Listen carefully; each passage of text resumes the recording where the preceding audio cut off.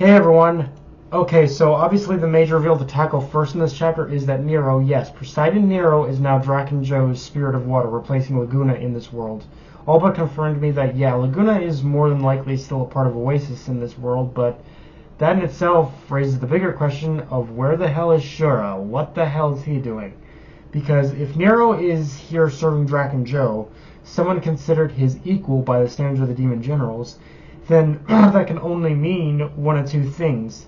Either this is a world where Nero was already disposed by Shura, or Nero was never actually the Emperor of the Aoi Cosmos in this world. And given Nero's dialogue about Shiki having the same power as the Emperor, I have to go with the latter, but either way, it has you asking the question, just what kind of mess awaits us when we do make it to the Aoi Cosmos? Like, the fact that I have to imagine that Shura is now the Emperor, I feel like once we do make it to the Aoi War arc, like the Universe Zero's version of the Aoi War arc, it's gonna be a total fucking shit show and a mess.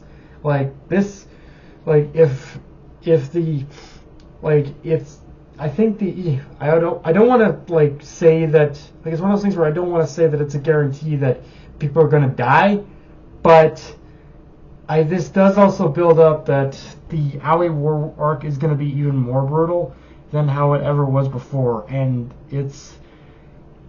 I think the Aoi War arc is going to be the crux point where this arc really starts to kind of really starts to take off and kind of just and sow the seeds for, like, there are going to be people who probably die here. It's just a matter of who dies. Like, I don't want to say that I want her to survive, but I almost feel like history might be destined to repeat itself for Witch, honestly, or maybe even another one of them. But I don't know. Like, this one's got me worried about what's gonna happen. With all that said, though, I do like how this arc is showing how it is rectifying mistakes of the past, and showing just how proactive the crew is at tackling the issues that could help with their success, while still showing us that curveballs are still going to be thrown in the mix. Like, for example, the idea of Ivory confronting Clean and Jin, by all rational accounts, was a pretty smart move. I'm just going to say that.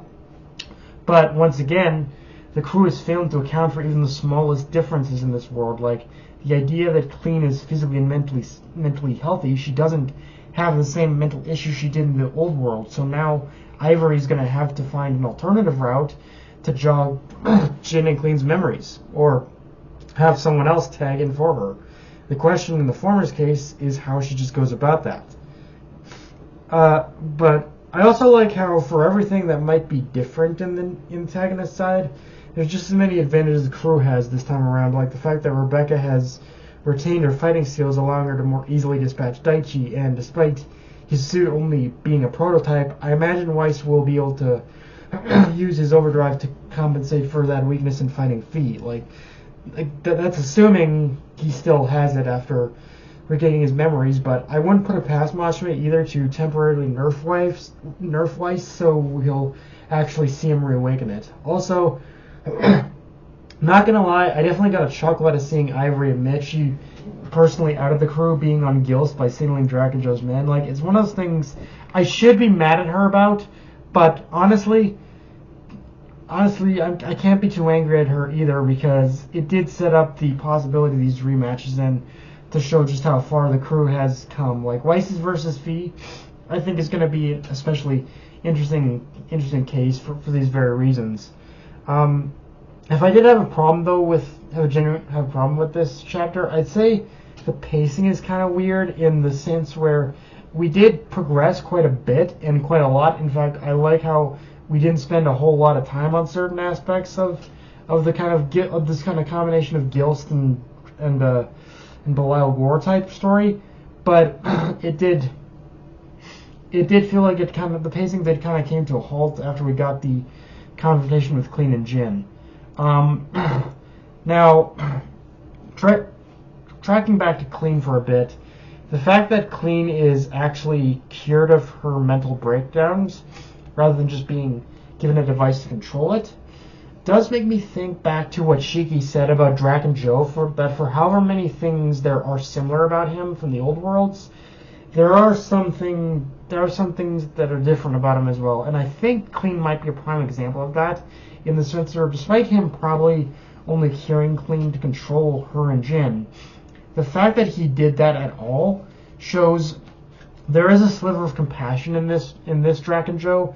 And I'm not saying like he's like redeemed or anything, but Draken Joe at least has a sliver of compassion to at least has enough compassion to know you can control people better when you actually help them, rather than just solely rely on manipulation tactics. Like, I think that's kind of the idea of what Mashima's going for, is he's exploring that, yeah, that however much of a sleazebag Draken Joe still is, he does have a slightly more compassionate side to him.